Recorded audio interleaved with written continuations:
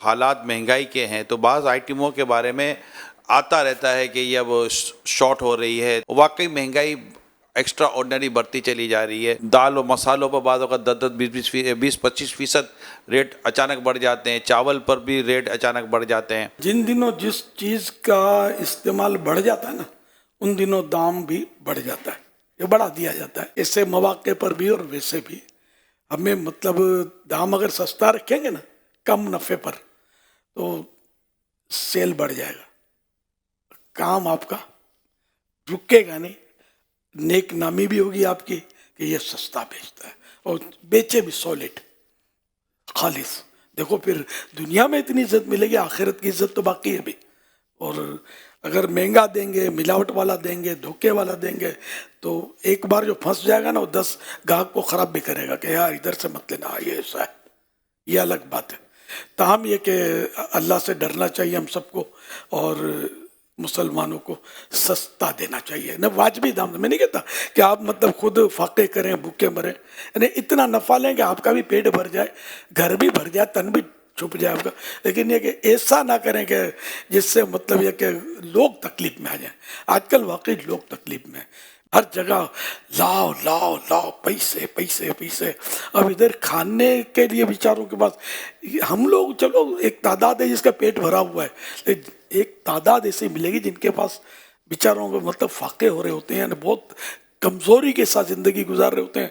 तनख्वाह इतनी कम होती है कि आखिरी तारीखों में इनको उधार लेना पड़ता है, पैसे नहीं होते इनके पास। अब इनको फिर जब इतना हेवी बिल बनाएगा कोई, तो कितनी बेचारों को तकलीफ है ना। बिजली का बिल अलग, तो गैस का बिल अलग, तो पानी का टैक्स अलग, और बताऊँ कितने मसाइल। फिर तालीम पर खर्चे, तो लिबास भी आदमी को चाहिए, और लिबास भी ऐसा कोई मुनासिब चाहिए कि जो माशरे में आदमी चल सके। अब ये तो नहीं है कि चटाई लपेट लेंगे या टाट ओढ़ लेंगे, ऐसा तो नहीं है ना। कोई वाजबी सा लिबास तो आदमी पहनेगा ना, ये भी इसकी सीनत है, इसका ज़रूरत है इसकी। अभी पिछले दिनों किसी से दावत इस्लामी के डोनेशन के लिए मेरा राब्ता हुआ था, तो उनकी तरफ से भी ये मुझे बात पता चली कि उन्होंने अपने मुलाजिमीन के ताल्लुक़ से इन्होंने अच्छी एक तरकीब बनाई, और मुलाजिमीन की तनख्वाहें बेहतर करना और मुलाजिमीन के जो मसाइल हैं ना, उसको हल करने पर उन्होंने कमर कसी हुई है। यानी एक एक फैक्ट्री के अंदर 200, 300, 400 मुलाजिमीन होते हैं, और आपका जो ईयरली बेनिफिट है, ईयरली जो प्रॉफिट है, उसको भी आप देख लें। अगर आप अपने मुलाजिमीन में 2-2, 3-3, 4-4 हज़ार की सैलरी भी बढ़ा देते हैं ना, तो आपका थोड़ा बहुत प्रॉफिट बज़ाहिर तो कम होता नज़र आएगा, लेकिन ये याद रखिएगा कि इनकी दुआएं और इनके यहाँ से जो आपको फिर जो फ़वाइद हासिल होंगे ना, उसकी एक अपनी इंपॉर्टेंस होगी। और अल्लाह की रज़ा चाहेंगे तो क्या बात है मदीने की, अल्लाह की रज़ा के लिए काम हो। मेरा बस चले ना, दावत इस्लामी के जो कितने हज़ारों मुलाजिम, सबकी डबल तनख्वाह कर दूं, अभी बैठे बैठे ऐलान कर दूं, मेरा बस चले तो। लेकिन मुझे पता है कि मैं बेबस हूँ, अरबों खरबों रुपए चाहिए फिर डबल करने के लिए।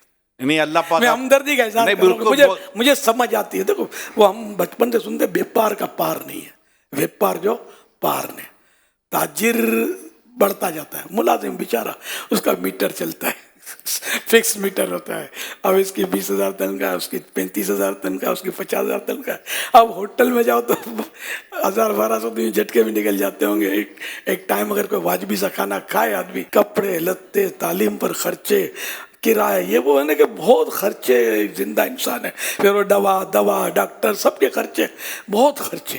तो यूँ मतलब यानी कि तनख्वाह जो होती है ना, इसमें तरक्की कम होती है, ज़ाहिर है कि आहिस्ता आहिस्ता होती है। और हम लोग मजबूर हैं कि हम इतना चंदा कहाँ से लाएं यार। अभी फिलहाल इतना चंदा कर रहे हैं हम लोग ना, अरबों रुपए खर्चा था उस समय। तो पिछले साल 2022 में तकरीबन, जो बीच में भी आपको याद होगा, मैं उस वक्त इटली में था और यहाँ मद्दी मुज़ाकरा जारी था, और हमने आपस में मशवरा किया था कि इनकी तनख्वाहें इतनी इतनी बढ़ानी चाहिए। होता कि 1 अरब रुपए का उस वक्त एक जिसको कहते हैं ना कि सिस्टम से हटकर महंगाई के तौर पर बढ़ाया गया था, 1 अरब रुपए का बोझ पड़ा था दावत इस्लामी के मालियात पर, डोनेशन पर। हमें यह था कि हमें इतना माशाल्लाह डोनेशन भी मिलेगा, लेकिन अब ज़ाहिर सैलाब भी आ गया, ये भी हो गया, और भी मसाइल हो गए, और तो उसके हिसाब से तो अभी भी सैलरीज़ के इश्यूज़ हैं। यानी बाद वक़्त लोगों को ये लगता है कि दावत इस्लामी को अभी क्या ज़रूरत है पैसे देने की, इनके पास पैसे की कमी थोड़ी है। ये तो ऐलान करते हैं कि हमारा इतने अरब का खर्चा है, इतने अरब का खर्चा है। तो इतने अरब का खर्चा, तो ये चंदा आता है, लेकिन ये बता दूं कि ये खर्च हो जाता है, और कई काम हमारे रह जाते हैं, और बाद वक़्त रेगुलर रोज़ के काम भी हमारे नहीं हो पाते।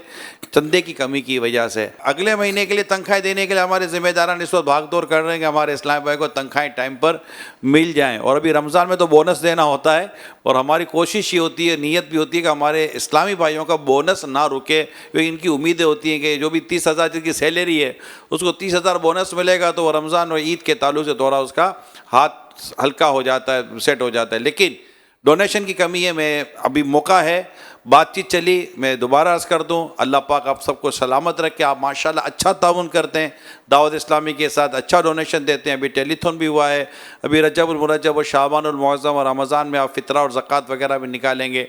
मेहरबानी कीजिए, अपनी दावत इस्लामी का भरपूर ताउन कीजिए ताकि ये माली तौर पर दावत इस्लामी को किसी तरह से कोई रुकावट या परेशानी ना आए। अल्लाह ताला आप सबको इसका अजर अता फरमाए। आमीन।